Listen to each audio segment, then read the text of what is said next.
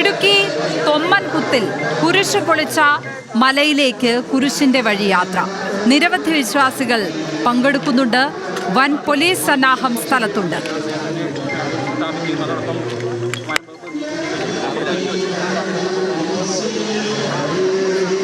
Alvin Thomas ചേരുന്നു വിവരങ്ങളുമായി. Alvin, വനം വകുപ്പ് കുരിശ് പൊളിച്ചു മാറ്റിയ സ്ഥലത്തേക്കാണ് ഇപ്പോൾ വിശ്വാസികൾ കുരിശിന്റെ വഴി യാത്ര നടത്തുന്നത്. ഇത് നിയമ നടപടികളിലേക്ക് പോകില്ലേ?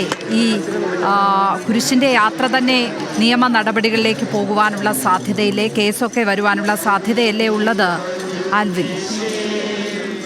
ഈ കഴിഞ്ഞ ആഴ്ചയിലാണ് ഇങ്ങനെ സെന്റ് തോമസ് പള്ളിയുടെ നേതൃത്വത്തിൽ തൊമ്മൻകുത്ത് ആനാടിക്കുത്തിന് സമീപത്ത് ഒരു കുരിശ് സ്ഥാപിച്ചത്. ആ കുരിശ് സ്ഥാപിച്ചതുമായി ബന്ധപ്പെട്ട വലിയ തർക്കം നിലനിന്നിരുന്നു. അത് ആ കുരിശ് സ്ഥാപിച്ച സ്ഥലം എന്ന് പറയുന്നത് കാളിയാർ ഫോറസ്റ്റിന്റെ സ്റ്റേഷൻ പരിധിയിൽ വരുന്ന സ്ഥലമാണ് എന്നുള്ളതായിരുന്നു. റിസർവ് ഫോറസ്റ്റ് ആണ് എന്നുള്ളതാണ് വനംവകുപ്പ് പറഞ്ഞത്. അതിന്റെ അടിസ്ഥാനത്തിൽ ആ കുരിശ് അവിടെ നിന്ന് നീക്കം ചെയ്യുകയായിരുന്നു. അതിൽ വലിയ പ്രതിഷേധം ആ പ്രദേശത്തും വിശ്വാസികളും തമ്മിലുണ്ടായിരുന്നു. വിശ്വാസികളും അതുപോലെ തന്നെ വനംവകുപ്പ് ഉദ്യോഗസ്ഥരും തമ്മിലുണ്ടായിരുന്നു. അതിനുശേഷമാണ് ആ കുരിശ് അവിടുന്ന് കാളിയാർ ഫോറസ്റ്റ് സ്റ്റേഷനിലേക്ക് നീക്കം ചെയ്തത്. വലിയൊരു പ്രശ്നങ്ങൾ ഉണ്ടായിരുന്ന ഒരു സ്ഥലമായിരുന്നുവെങ്കിൽ പിന്നീട് കോതമംഗലം രൂപത ഇടപെട്ട ആ വിഷയത്തിൽ കൂടുതൽ ചർച്ചകൾക്ക് ശേഷം ഏതെങ്കിലും തരത്തിലുള്ള തുടർന്നുള്ള പ്രതിഷേധങ്ങൾ മതിയെന്നുള്ളത് നേരത്തെ വിശ്വാസികൾക്കോട് പറഞ്ഞിരുന്നു. അതിന്റെ അടിസ്ഥാനത്തിൽ ഇന്ന് ദുഃഖവെള്ളിയാഴ്ച അവർ കുരിശിന്റെ വഴി ഈ പ്രദേശത്തേക്ക് നടത്തുകയാണ്. കുരിശ് നീക്കം ചെയ്ത സ്ഥലത്തേക്കാണ് ഈ കുരിശിന്റെ വഴി നടത്തുന്നത്. ഇപ്പോൾ പക്ഷേ ഈ കുരിശിന്റെ വഴി വളരെ സമാധാനപരമായാണ് നടത്തുന്നത്.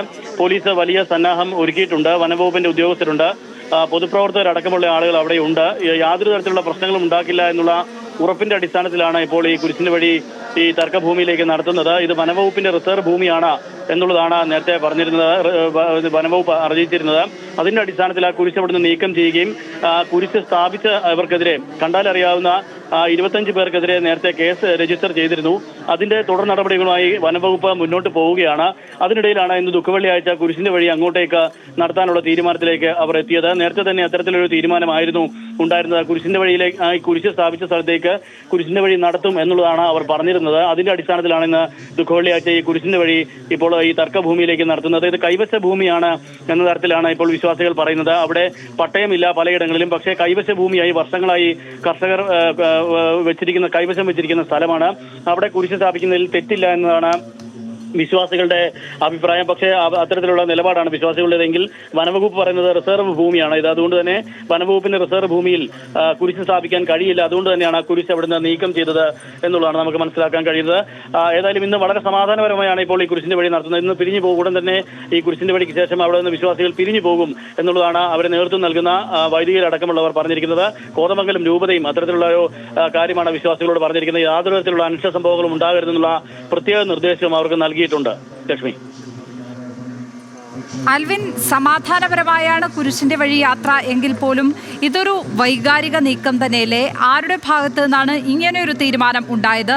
ഈ കുരിശ് അവിടെ നിന്ന് മാറ്റി സ്ഥാപിച്ച സ്ഥലത്തേക്ക് കുരിശിന്റെ വഴി യാത്ര നടത്തുവാനുള്ള തീരുമാനം ആരുടേതായിരുന്നു? മാത്രമല്ല വനം വകുപ്പിന്റെ ഈ കേസ് നടക്കുന്നു. അതല്ലാതെ വിശ്വാസികളുടെ ഭാഗത്ത് നിന്ന് അതിൽ എന്തെങ്കിലും തുടർ നീക്കങ്ങൾ, തുടർ നടപടികൾ കോടതിയിലേക്ക് പോവുകയോ മറ്റോ ഉണ്ടായിട്ടുണ്ടോ ഈ വിഷയത്തിൽ? കഴിഞ്ഞ ആഴ്ച ഈ കുരിശ് സെന്റ് തോമസ് പള്ളിയുടെ നേതൃത്വത്തിൽ, തൊമ്മൻകുത്ത് സെന്റ് തോമസ് പള്ളിയുടെ നേതൃത്വത്തിൽ ഈ കുരിശ് സ്ഥാപിച്ചപ്പോൾ തന്നെ അവർ പറഞ്ഞിരുന്നത് കുരിശിന്റെ വഴി ഈ ദുഃഖവെള്ളിയാഴ്ച ദിനം കുരിശിന്റെ വഴി അങ്ങോട്ടേക്ക് നടത്തും എന്നുള്ളതാണ് അവർ നേരത്തെ അറിയിച്ചിരുന്നത്. പക്ഷേ അതിന്റെ അടിസ്ഥാനത്തിലാണ് അത്തരമൊരു നീക്കമുണ്ടായി. ആ കുരിശ് അവിടെ സ്ഥാപിച്ചതിനെ തുടർന്ന് ഉടൻ തന്നെ വനംവകുപ്പ് ഉദ്യോഗസ്ഥർ പിറ്റേ ദിവസം രാവിലെ ഉച്ചയ്ക്ക് 12 മണിയോടുകൂടി കുരിശ് അവിടെ നിന്ന് നീക്കം ചെയ്യുകയായിരുന്നു.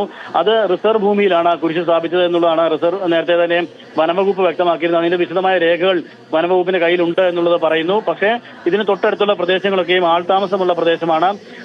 നിരവധി കൃഷിയിടങ്ങളുണ്ട്. അത്തരത്തിലുള്ള കൈവശ ഭൂമി കർഷകർ വെച്ചിരിക്കുന്ന ഒരു സ്ഥലം കൂടിയാണ് ഇത് എന്നുള്ളത് ഏറ്റവും ശ്രദ്ധേയമാണ്. അതുകൊണ്ട് തന്നെ ആ കുരിശ് അവിടെ സ്ഥാപിക്കുന്നതിൽ തെറ്റില്ല എന്നുള്ളതാണ് നേരത്തെ പള്ളിയും അതോടൊപ്പം തന്നെ കോതമംഗലം രൂപതയും അത്തരത്തിലൊരു നിലപാടാണ് സ്വീകരിച്ചിരുന്നത്. പക്ഷേ ആ കുരിശ് അവിടെ നിന്ന് നീക്കം ചെയ്തതിനെ തുടർന്നാണ് ഈ പ്രശ്നങ്ങൾ ഉണ്ടാവുകയും ഇത് വനഭൂമിയാണ് എന്നുള്ളത് വനംവകുപ്പ് വ്യക്തമാക്കുകയും ചെയ്തത്. അതേ തുടർന്നാണ് കുരിശ് നീക്കം ചെയ്യുന്നത്. പക്ഷേ അതിനെ തുടർന്നുള്ള ഈ നിയമപരമായ നടപടികളുമായി വനംവകുപ്പ് മുന്നോട്ട് പോവുകയാണ്. അന്ന് കുരിശ് സ്ഥാപിച്ച കണ്ടാലറിയാവുന്ന 25 പേർക്കെതിരെ നേരത്തെ കേസ് രജിസ്റ്റർ ചെയ്ത് കോടതിയിലേക്ക് നീങ്ങാനുള്ള നടപടികൾ നടത്തുന്നു എന്നുള്ളത് വനംവകുപ്പ് അറിയിച്ചിരുന്നു. അതിന്റെ നീക്കുപോക്കുകൾ നടന്നു വരികയാണ്. ഇപ്പോൾ ഈ നീക്കം ചെയ്ത കുരിശ് കാളിയാർ റേഞ്ച് ഓഫീസിലാണ് ഉള്ളത്. കോതമംഗലം ഡിവിഷന്റെ കീഴിൽ വരുന്ന കാളിയാർ റേഞ്ച് ഓഫീസിന് കീഴിലാണ് ഈ സംഭവം ഉണ്ടാകുന്നത്.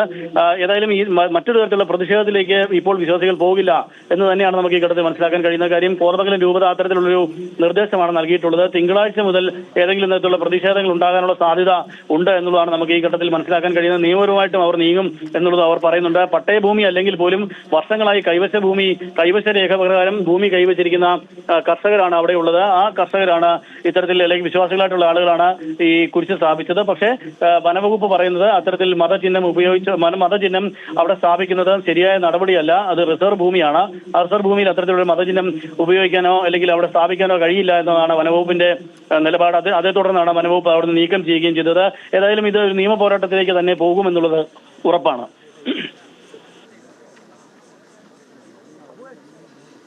അവിടെ പോലീസ് സന്നാഹമൊക്കെ എത്തിയിട്ടുണ്ടോ ആൽവിൻ?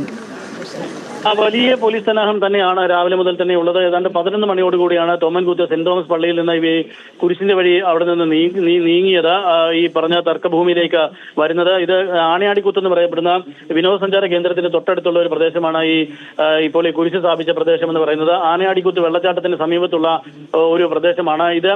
വനം റിസർവിന്റെ കീഴിലുള്ളതാണ് എന്നുള്ളതാണ് വനവകുപ്പ് പറയുന്നിട്ടുള്ളത്. സ്വാഭാവികമായും ഇന്ന് ഈ കുരിശിന്റെ വഴി നടത്തും എന്ന് തന്നെ നേരത്തെ തന്നെ പ്രഖ്യാപിച്ചിരുന്നു. അതുകൊണ്ട് തന്നെ സുരക്ഷാ സംവിധാനങ്ങൾ ഒരുക്കി ഏതെങ്കിലും തരത്തിലുള്ള ക്രമസമാധാന പ്രശ്നങ്ങൾ ഉണ്ടാകാതിരിക്കാൻ വേണ്ട നടപടി എന്ന നിലയിലാണ് വലിയ പോലീസ് സന്നാഹം ഉണ്ടായിരുന്നത്. പള്ളിയിൽ നിന്ന് ഈ കുരിശിന്റെ വഴി ആരംഭിച്ചപ്പോൾ മുതൽ തന്നെ ഈ വലിയ പോലീസ് സന്നാഹം ഈ കുരിശിന്റെ വഴിയെ അനുഗമിച്ചിരുന്നു.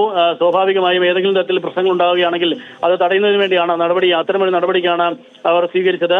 അതോടൊപ്പം തന്നെ വനവകുപ്പിന്റെ ഉദ്യോഗസ്ഥരും പൊതുപ്രവർത്തകരായിട്ടുള്ള ആളുകളും ഒക്കെയും അവിടെ ഉണ്ട്. യാതൊരു തരത്തിലുള്ള പ്രശ്നങ്ങൾ ഉണ്ടാകാതിരിക്കുന്നതിന് വേണ്ടിയാണ് അത്തരത്തിലുള്ള നടപടി എന്ന് വേണം നമുക്ക് ഈ ഘട്ടത്തിൽ മനസ്സിലാക്കാൻ.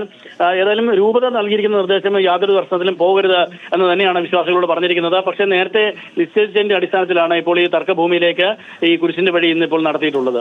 ലക്ഷ്മി. ആൽവിൻ, ഈ കുരിശിന്റെ വഴി കുരിശ് നീക്കം ചെയ്ത സ്ഥലത്തേക്ക് തൊമ്മൻകുത്തിൽ ആ സ്ഥലത്തേക്ക് നടത്തുവാനുള്ള തീരുമാനം ആരുടേതായിരുന്നു? എല്ലാ വിശ്വാസികളും അവിടെ പങ്കെടുക്കുന്നുണ്ടോ? എത്രമാത്രം പങ്കാളിത്തമുണ്ട് വിശ്വാസികളുടെ? കുരിശ് സ്ഥാപിച്ചപ്പോൾ തന്നെ അവർ ഈ കുരിശിന്റെ വഴി ദുഃഖവെള്ളിയാഴ്ച ദിനം ഇങ്ങോട്ടേക്ക് നടത്തുമെന്നുള്ളത് നേരത്തെ തന്നെ പള്ളിയുടെ നേതൃത്വത്തിൽ അറിയിച്ചിരുന്നു. അത് സെന്റ് തോമസ് പള്ളി തൊമ്മൻകുത്തിലെ സെന്റ് തോമസ് പള്ളിയാണ് അത്തരത്തിലൊരു നിലപാട് വിശ്വാസികളോട് പറഞ്ഞിരുന്നത്. അതിന്റെ അടിസ്ഥാനത്തിലാണ് കോതമംഗലം രൂപതയോട് കൂടി സമ്മതത്തിൽ കൂടിയാണ് ഈ കുരിശ് അന്ന് അവിടെ സ്ഥാപിക്കുന്നത്. പക്ഷേ കുരിശ് സ്ഥാപിച്ച ശേഷം അത് അവിടെ നിന്ന് പിന്നീട് കുരിശ് നീക്കം ചെയ്യുകയായിരുന്നു. ഈ കുരിശ് നീക്കം ചെയ്തത് അത് സ്വാഭാവികമായ റിസർവ് ഭൂമിയാണ് എന്നുള്ള വനവകുപ്പിന്റെ കണ്ടെത്തലിനെ തുടർന്നാണ് വനവകുപ്പ് ഉദ്യോഗസ്ഥർ അവിടെ നിന്ന് നീക്കം ചെയ്യുന്നത്. അതിനു മുമ്പ് തന്നെ അവർ ഈ കുരിശ് സ്ഥാപിച്ചപ്പോൾ തന്നെ ദുഃഖവെള്ളിയാഴ്ച ഇങ്ങനൊരു കുരിശിന്റെ വഴി ഈ പ്രദേശത്തേക്ക് നടത്തുമെന്നുള്ളത് അവർ നേരത്തെ പറഞ്ഞിരുന്നതാണ്. അങ്ങനെ ഒരു തീരുമാനത്തിൽ അവർ ഉണ്ടായിരുന്നതാണ്. ആ തീരുമാനത്തിന്റെ പ്രകാരമാണ് ഇന്നിപ്പോൾ കുരിശിന്റെ വഴി ഇങ്ങോട്ടേക്ക് നടത്തുന്നത്, ഈ തർക്കഭൂമിയിലേക്ക് നടത്തുന്നത്. നേരത്തെ തീരുമാനിച്ചതിന്റെ അടിസ്ഥാനത്തിൽ തന്നെയാണ് ഈ കുരിശിന്റെ വഴി ഇപ്പോൾ ഇങ്ങോട്ടേക്ക് നടത്തുന്നത്. കുരിശ് നീക്കം ചെയ്തു എന്നത് മാത്രമാണ് ഇതിൽ ഏറ്റവും ശ്രദ്ധേയമായിട്ടുള്ളത്. കുരിശ് നീക്കം ചെയ്തത് വനവകുപ്പാണ്. അത് റിസർവ് ഭൂമിയാണ് എന്ന രേഖയുടെ അടിസ്ഥാനത്തിലാണ് വനവകുപ്പ് ആ കുരിശ് അവിടെ നിന്ന് നീക്കം ചെയ്തിട്ടുള്ളത്. ഏതായാലും കർഷകർ അല്ലെങ്കിൽ വിശ്വാസികളായിട്ടുള്ള ആളുകൾ പള്ളിയുടെ ഭാഗത്തു നിന്നും അവർ പറയുന്നത് ഇതൊരു കൈവശ ഭൂമിയാണ്, കൈവശ രേഖ നൽകിയുള്ള ഭൂമിയാണ്. കാര്യം ഈ ഭൂമി നേരത്തെ ഒരു സ്വകാര്യ വ്യക്തി 5 സെന്റ് ഭൂമി പള്ളിക്ക് നൽകിയിരുന്നു. ആ ഭൂമിയിലാണ് ഈ കുരിശ് സ്ഥാപിച്ചത് എന്നുള്ളതാണ് അവർ പറയുന്നത്. ഈ പ്രദേശത്താകെയുള്ളവർക്കും പലർക്കും പട്ടയം ഇല്ലാത്ത സ്ഥലമാണ്. ഇത് വർഷങ്ങളായി കൈവശ ഭൂമിയായിട്ടുള്ള ആളുകൾ താമസിക്കുന്ന സ്ഥലമാണ്, കൃഷി നടത്തുന്ന സ്ഥലമാണ്. അതുകൊണ്ട് തന്നെ ഇവിടെ താമസിച്ചിരുന്ന ഒരു സ്വകാര്യ വ്യക്തി 5 സെന്റ് ഭൂമി പള്ളി ഈ നാട്ടിൽ കൈവശത്തിൽ ഇരിക്കുന്ന ഭൂമിയാണ്. ആ ഭൂമി പള്ളിക്ക് എഴുതി കൊടുത്തതാണ് ഈ കുരിശ് വെച്ചിരിക്കുന്നത്. ഒരിക്കലും വനഭൂമിയല്ല. ഈ മരങ്ങൾ മുറിക്കാത്ത എന്താണെന്ന് വെച്ചാൽ വനഭൂമി കൈവശ ഭൂമി ആയതുകൊണ്ട് വനം വകുപ്പ് സമ്മതിക്കാത്തതുകൊണ്ട് മാത്രമാണ് ഈ മരങ്ങൾ മുറിക്കാതെ നിൽക്കുന്നത്. അതുകൊണ്ട് ഇത് ഞങ്ങളുടെ അവകാശത്തിൽപ്പെട്ട ഭൂമിയാണ് ഞങ്ങൾ പള്ളിക്ക് കൊടുത്തതും ഈ കുരിശ് വെച്ചതും. ഇത് തികച്ചും അധാർമികമായിട്ടുള്ള നടപടിയാണ് വനം വകുപ്പിന്റെ.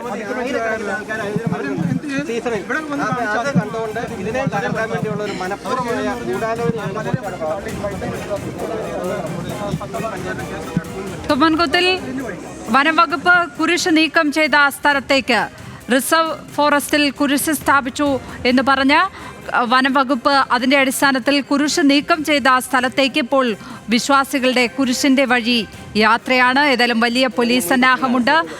അത് പള്ളിയുടെ തീരുമാനമനുസരിച്ച് തന്നെയാണ് ആ യാത്ര നടക്കുന്നത്. ഇപ്പോൾ ഇതിൽ നടന്നു പോയി പരിചയമുള്ള ആളാണ് ഞാനിവിടെ. ഈ മേഖലയിൽ കൂടെ നടന്ന് ഈ തൊമ്മൻകുത്തിയിൽ നിന്ന് നടന്ന് വെൺമണിക്ക് പോയി പരിചയമുള്ള ആളാണ്. ഈ ഭൂമിയൊക്കെ കൃഷിഭൂമിയാണ്, അതല്ലാതെ വനഭൂമിയല്ല. ഇവിടെ നിങ്ങൾക്ക് കണ്ടറിയാം തെങ്ങ്. ഇപ്പോൾ ഈ മരം വെട്ടുമ്പോൾ ഫോറസ്റ്റുകാർ കേസെടുക്കുന്നതുകൊണ്ടാണ് കൃഷിക്കാർ മരം വെട്ടി കളയാത്തത്. മരം സംരക്ഷിക്കുന്ന സ്വഭാവമാണ് കൃഷിക്കാർക്കുള്ളത്.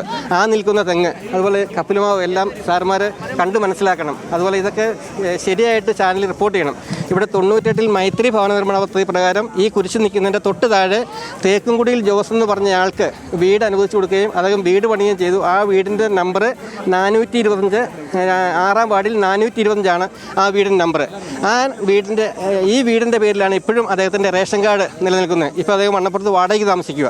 ഇത് ഫോറസ്റ്റ് ഉദ്യോഗസ്ഥന്മാർ മനഃപൂർവ്വം ഇവിടെ പട്ടയില്ലാത്ത ഭൂമിയിൽ കഴിഞ്ഞതിൻ്റെ മുമ്പത്തെ വർഷം ഇതുപോലെ നോട്ടീസ് കൊടുത്തു, നാരങ്ങാന ഉൾപ്രദേശത്ത്. അതുപോലെ തന്നെ ഇവിടെ അശോകരായ എന്ന് പറഞ്ഞ റേഞ്ച് ഓഫീസർ ഇവിടെ ഇരുന്നപ്പോൾ റബ്ബറിന് പ്ലാറ്റ്ഫോം വെട്ടാൻ പറ്റത്തില്ല, അതുപോലെ റബ്ബർ കുഴി എടുക്കാൻ പറ്റത്തില്ല, കല്ല് പൊട്ടിക്കാൻ പറ്റത്തില്ല, വഴി വെട്ടാൻ പറ്റത്തില്ല എന്ന കാരണങ്ങൾ ഉന്നയിച്ചുകൊണ്ട് നിരവധി കൃഷിക്കാർക്ക് നോട്ടീസ് കൊടുത്തു.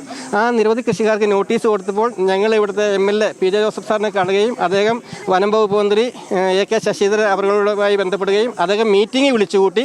ആ മീറ്റിങ്ങിൽ വെച്ച് ഗവൺമെൻറ് പ്രിൻസിപ്പൽ സെക്രട്ടറി, ഫോറസ്റ്റിൻ്റെ പ്രിൻസിപ്പൽ സെക്രട്ടറി, CCF ഉൾപ്പെടെയുള്ള ഉദ്യോഗസ്ഥന്മാരെ വിളിച്ചു ചേർക്കുകയും അവിടെ വെച്ച് CCFനെ ചുമതലപ്പെടുത്തുകയും CCF സ്ഥലത്ത് നേരിട്ട് വന്ന് പരിശോധിച്ച് ഇത് അദ്ദേഹത്തിന് ബോധ്യപ്പെട്ടു.